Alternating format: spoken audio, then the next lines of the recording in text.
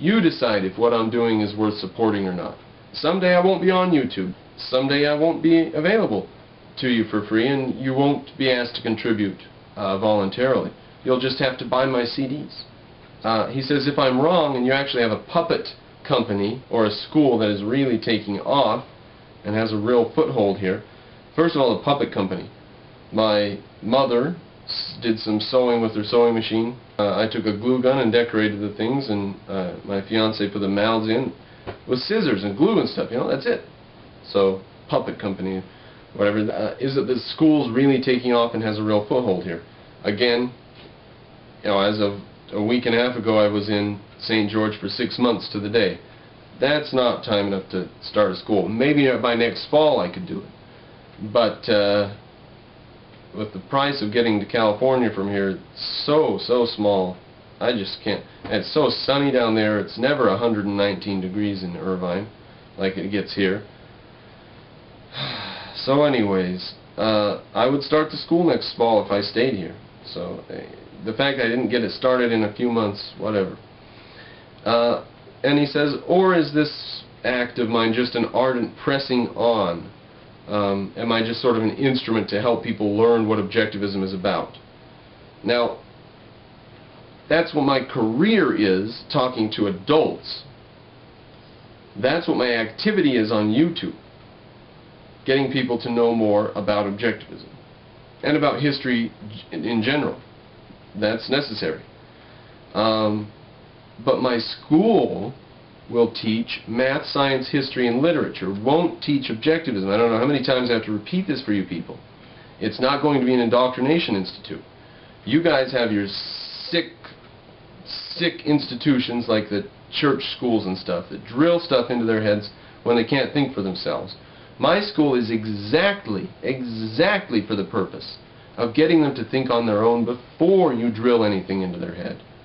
So, and then when they hear nonsense, contradictory socialist tripe, it'll just bounce right off them. They'll be like, that's ridiculous. And they'll see right through all the verbiage and crap that you people put on your arguments.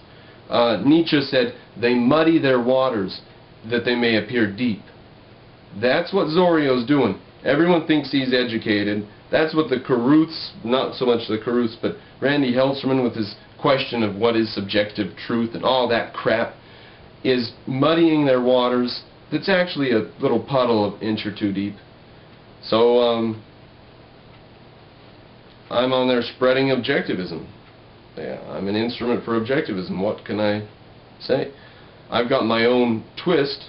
I've got my own thing that I'm interested in. The school that I'll be running is patterned after Lisa Van Dam's school, and I might even go try to work for her school or another objectivist school in Los Angeles. But it'll be patterned after her curriculum, and it's a curriculum to teach math, science, history, and literature, not objectivism. But how do you build a correct curriculum? You have to be able to think. You have to have the right philosophy. So it just happens that you can build a good curriculum if you know reality and what's going on, you know. So I'm an instrument to spread objectivism, and I spread it through history. Lisa Van Dam said one of the most rewarding things, running the school for all these years now, one of the most surprising things and lovely things she's most proud of is she's taught the students to love literature, to love, you know, great novels and great plays. And strangely, that's the last on my list of importance. My most important is get them to know and love ancient Greece and history. And if I was the history teacher there, everything would be fine. Or if she was teaching literature in my school, that'd be fantastic. So just because there's a particular direction any given person comes at objectivism from, their own particular subjective value strain, because not everything's decided on principle. Some things are decided just like, do you want cats or dogs? You can't judge somebody who doesn't or does like cats or dogs. Those are not principles. So someone who comes at things with their own particular value strain is still, I guess, an instrument of objectivism. If you're spreading the truth, you're fighting against the bankrupt crap culture today, and you're trying to wake people up and educate people, if that means you're an instrument of objectivism, I'm an instrument of objectivism. I am trying to spread the truth. I want a better world to live in myself, and I would like a better world for any Brandon Cropper born in the future who looks around and sees all these people just mimicking each other, and he doesn't know what's going on and can't.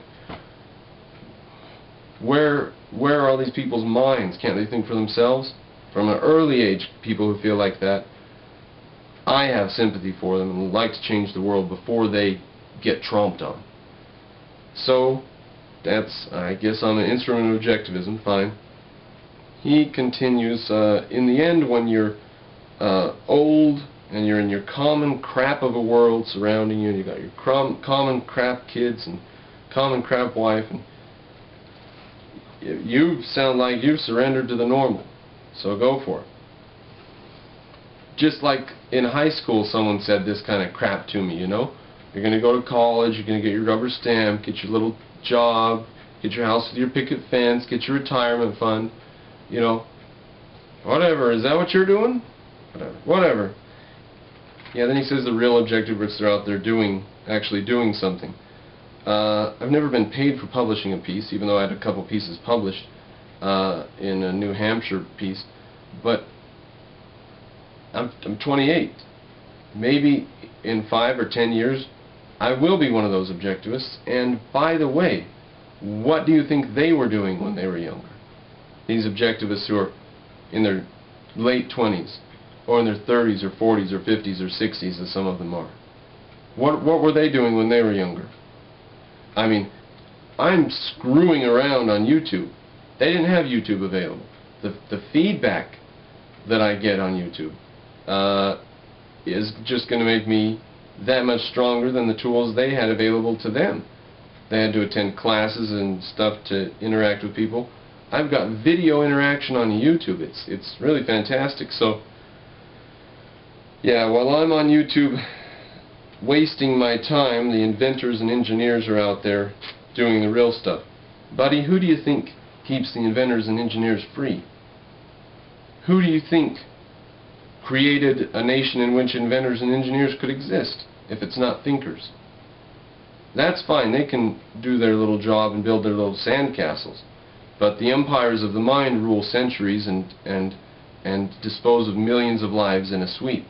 And that's what I'm dealing with, is ideas. Just one last quote here from another video. This is the only quote from Mr. C. has postmodern symptoms. He says, quote, "You sound like a Mormon proselytizer without Christ, because I have my message and I believe in it." Now, this again, third or fourth or fifth time we've seen in these comments, goes back to the point that you can't believe something someone else says. You have to come up with your own belief. It's impossible for someone to say something that's objectively true. Yeah, I mean, if they could say something objectively true, then it'd be okay for you to believe it. However, that's not possible. So you can't believe something somebody else said, and if you say that you believe someone's philosophy, you're just a sycophant and you don't think for yourself. If you could think for yourself, you'd have your own philosophy. So either you're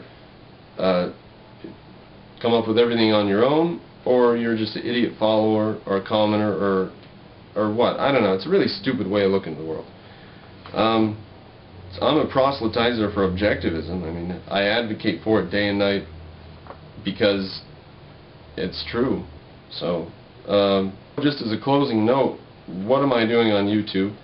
If you send me money, you're voting for a person who's devoting their time to education. You judge for yourself whether I'm devoting my time to education by the videos I put up. You judge for yourself whether you want to contribute $5 or $10 or $100 this month or next month or every month. You judge for yourself if my time and effort on here is worth anything at all. And unsubscribe if you're subscribed if you don't like it. Or don't subscribe, you know, whatever. You say I'm on here wasting time. Go find videos of value then and watch them.